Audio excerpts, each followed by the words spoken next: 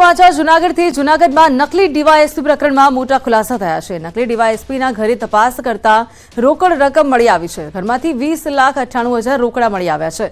તો ખાખી વર્દી, હાજરી રજિસ્ટર તથા લેપટોપ પણ અને આઈ કાર્ડ પણ મળી આવ્યું છે। સમગ્ર તપાસમાં કુલ 13 નાની મોટી વસ્તુઓ પોલીસે કબજે કરી છે। તો આરોપી વિનીત દવેના 18મીએ પૂરા થશે આ રિમાન્ડ। વિનીત દવે નામના યુવકે પોતે ડીવાયએસપી હોવાનું કહીને અનેક અધિકારીઓ સાથે તેનો સંબંધ હોવાનું જણાવ્યું હતું। સાથે 17 યુવાનો સાથે છેતરપિંડી પણ તેઓએ આચરી હતી। 2 કરોડથી પણ વધુની છેતરપિંડી આચરનાર ભેજાબાજ મૂળ અમદાવાદનો રહેવાસી છે। તો 2018માં જૂનાગઢમાં ફેમિલી કોર્ટમાં ક્લાર્ક તરીકે ફરજ બજાવતો હતો।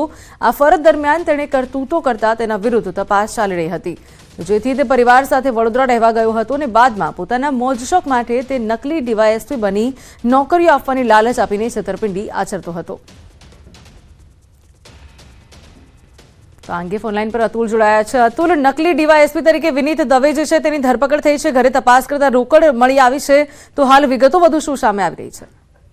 જી દાની, આપને ચોક્કસ જણાવું કે જે રીતે વિનીત દવે નામનો શખ્સ નકલી ડીવાયએસપી બનાવીને જે રીતે લોકોને છેતરતો હતો તેનું કૌભાંડ સામે આવતા હાલ જૂનાગઢ પોલીસે તેની ધરપકડ કરી હતી। જોવા જાય તો 18 તારીખે તેના રિમાન્ડ છે અને રિમાન્ડ દરમિયાન પોલીસને છે તે તેમના ઘરેથી 20 લાખ રૂપિયા રોકડા તેમજ અન્ય ચીજ વસ્તુઓ, આઈ કાર્ડ બધું મળી આવ્યું છે। હાલ પોલીસે તે દિશામાં તપાસ હાથ ધરી છે। જે 20 લાખ રૂપિયા રોકડ મળી આવ્યા છે તેને લઈને પોલીસે જે તપાસ હાથ ધરી છે તેમાં અનેક ચોંકાવનારી વિગતો પણ સામે આવી છે। આ વિનીત દવે નામનો શખ્સ છે તેણે કુલ 2 કરોડ 11 લાખ રૂપિયાની છેતરપિંડી હાથ ધરી હતી ને તેને લઈ પોલીસે છે તેની વધુ તપાસ હાથ ધરી છે।